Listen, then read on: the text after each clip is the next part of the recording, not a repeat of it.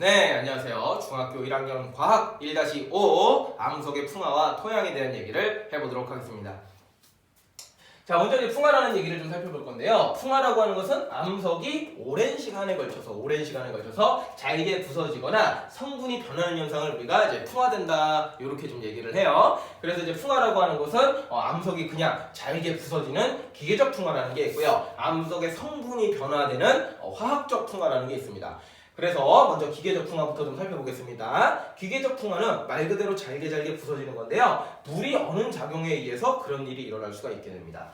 예를 들어서 여기 암석이 있어요. 암석이 있는데 비가 내렸어요. 비가 내리는데 암석 사이사이로 이제 물이 스며들게 되는 거예요. 근데 기온이 낮아지면은 물이 얼어버리겠죠. 그쵸? 근데 이제 물이라고 하는 놈의 성질 중에 어떤 게 있냐면은 물은 액체 상태가 있다가 이제 얼음이 되면 이제 고체 상태가 된다라고 얘기를 하는데 액체 상태가 됐다가 고체 상태가 되면 부피가 빡 하고 커집니다. 신기하죠, 그렇죠? 이게 물의 성질 중에 하나인데 그래서 암석 사이에 스며든 이 물이요 기온이 낮아져서 얼어버리게 되면 부피가 안에서는 이제 조금 이렇게 있었는데 얼어버리면 부피가 빡 커지는 거예요. 근데 이건 암석한테 치명적이거든요. 그래서 암석이 물이 얼면서 부피가 커지면 암석이 빠지직하고 이렇게 이제 부서져 버리는 거예요. 이런 거를 갖다가 우리는 물이 어는 작용에 의해서 암석이 잘게 부서진다, 기계적 풍화다라고 얘기를 합니다. 알겠나요?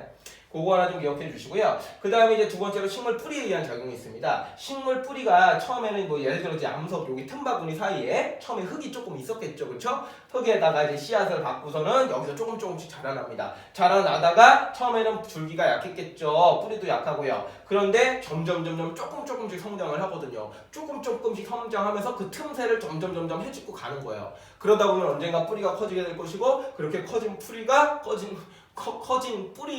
결국엔 암석을 빠작 부셔뜨려 버릴 수가 있습니다. 그런 거를 우리는 식물 뿌리에 의한 풍화작용이다 라고 얘기를 하고요. 세 번째로는 이제 압력 감소에 대한 얘기가 있어요. 이 암석이라는 게 땅속 밑에 들어가 있을 수 있다가 갑자기 퍽 하고 튀어나올 수 있거든요. 그러면 압력이 감소합니다.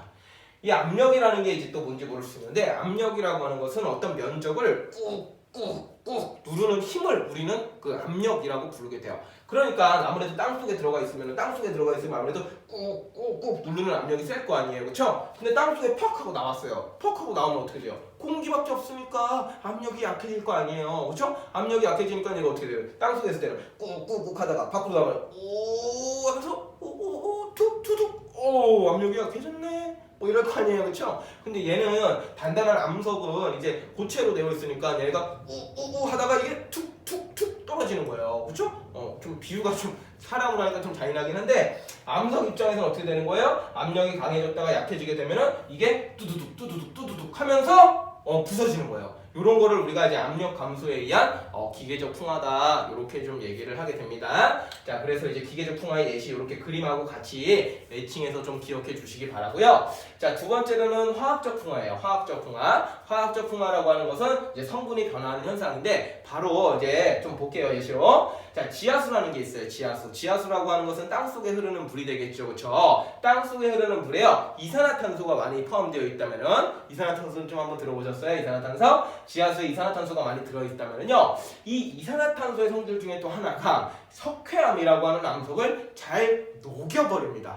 잘 녹여버려요. 그래서 기온이 높고요. 그 다음에 이제 비가 많이 와요. 강수량이 많다는 건 비가 많이 온다는 뜻이에요. 비가 많이 오게 되면 지하수가요 많이 흐르면서 이 석회암 지대를 갖다가 녹여버릴 수 있습니다. 녹여버리면 어떻게 돼요? 구멍이 뻥 하고 뚫리겠죠? 구멍이 뻥 하고 뚫린 걸 우리가 뭐라고 불러요? 석회동굴이라고 부르게 되는 겁니다. 이런 식으로 이제 풍화가 일어나는 거를 우리는 이제 화학적 풍화라고 얘기를 하게 돼요. 자, 두 번째로는요 산소의 작용인데요. 암석이 외부에 공기 중에 오랫동안 노출되면은요 산소랑 많이 결합을 하게 됩니다. 여기 공기 중에 산소가 많아요. 한 21%가 산소거든요. 그 산소가 암석에 조금씩 이제 달라붙는 거예요. 그럼 이제 암석의 색깔이 약간 이제 붉게 변할 수가 있거든요. 그러면은 붉게 변하면은 얘의 성질이 좀 변하고요. 좀 약해집니다. 그래서 쉽게 부서져 버립니다.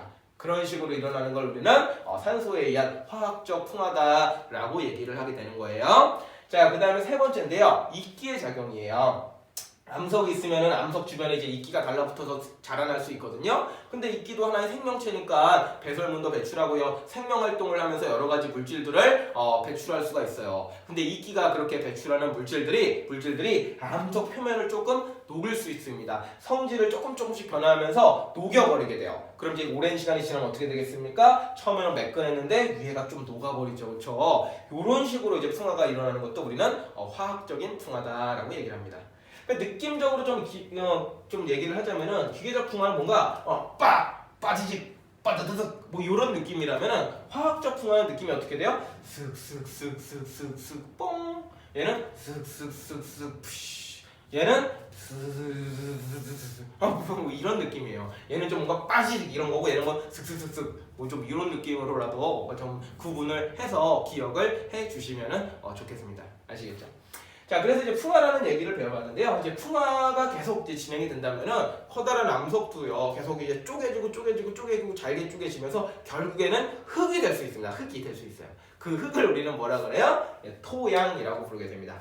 결국 이제 풍화가 오랜 시간 지속이 되면은 결국에는 다 이제 토양이 되는 거예요. 그래서 토양의 생성 과정 바로 이어서 좀 나가볼 건데요. 처음에 지구 표면은요, 생명체도 없을 때는요, 지구 표면은 다 암석으로 되어 있었어요. 암석. 처음부터 흙이 있었던 건 아니에요. 다 암석으로 있어요. 겉표면 자체가 다 암석. 풀 한 포기도 없고. 그래서 이제 암석으로 되어 있다가 시간이 흐르면서 그게 부서지기 시작을 하겠죠. 풍화가 시작이 됩니다. 그럼 위에서부터 자잘자잘 조금 뭐랄까요, 알갱이가 작은 놈들이 좀 생겨요. 그 밑에는 여전히 이제 단단한 암석이고요. 더 오랜 시간이 지나가요. 위에는 점점 잘게 부서집니다. 바깥하고 만나니까. 그러면서 점점 고운 모래 알갱이가 됩니다. 그리고 그 단단한 암석들은 점점 밑으로 분포가 되는 거예요. 그러니까 여기가 또 빠개져서 이렇게 되는 거예요. 위에가 또 빠개져서 이렇게 되는 거고. 자, 그 다음에 최종적으로 지금 우리가 살고 있는 데는 어떻게 생겼냐면요. 위쪽에는요, 아주 잘게 부서져서 고운 모래가 되어 있어요. 그 다음에 안으로 들어가면 들어갈수록 뭔가 이제 덩어리 큰 놈들이 존재를 하게 됩니다. 요런 게 이제 토양의 구조예요. 그런데 요거를 갖다가 우리가 이름 짓기를 합니다. 맨 아래 단단한 암석층을 우리는 기반암이라고 부르고요. 그 다음에 약간 덩어리진 암석들이 많이 있는 거를 모질물이라고 부르고요. 그 다음에 중간에 있는 고운 모래를 심토라고 그러고요. 바깥에 우리가 딛고 있는 데를 표토라고 합니다. 근데 여기가 내가 고운 모래라고 했죠, 그렇죠? 여기는 우리가 든든한 거고. 이게 고울까요? 요걸 내가 좀 곱다라고 지금 얘기를 했어요. 그래서 우리는 토양의 생성 순서를 좀 알아봐야 되는데, 잘게 부서지다가 여기서 여기로 넘어갈 때 있잖아요. 여기서 여기로 넘어갈 때 계속 부서지긴 하는데 비가 내려요. 그쵸? 비가 내리다 보면은요 여기에 있는 물질들이 요렇게 아래로 좀 스며들어 내려갑니다. 아주 고운 것들이, 짜잘한 것들은 밑으로 이렇게 스며들어 내려가게 됩니다. 그래서 그것들이 결국에는 심토가 되는 거예요. 그리고 그 위에 있는 걸 표토라고 부르고, 비 같은 게 내려서 위에 있는 게 스며들어간 그 층을 심토라고 부르는 거예요.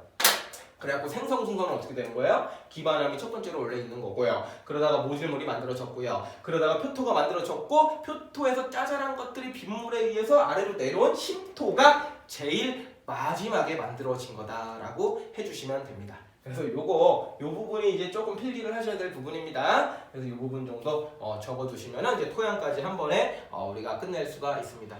자, 그리고 이제 풍화에서 마지막으로 좀 하나를 좀 얘기를 하면은, 선생님이 이제 뭐 기온이라든지 뭐 강수량 이런 거 했는데, 요거 이제 아까 너무 단순하게 얘기하고 넘어갔죠? 풍화가 잘 일어나려는 조건이 있어요. 풍화가 잘 일어나려면은 이제 토양도 잘 만들어지는 건데, 기온하고도 좀 영향을 있어요. 기온이 낮거나 기온이 높거나 그에 따라서 다른 풍화 작용이 일어나고요. 빗물의 영향도 있습니다. 비가 많이 오냐 안 오냐 그런 것도 영향을 있고요. 그 다음에 하나가 더 있습니다. 바로 표면적이라는 건데요.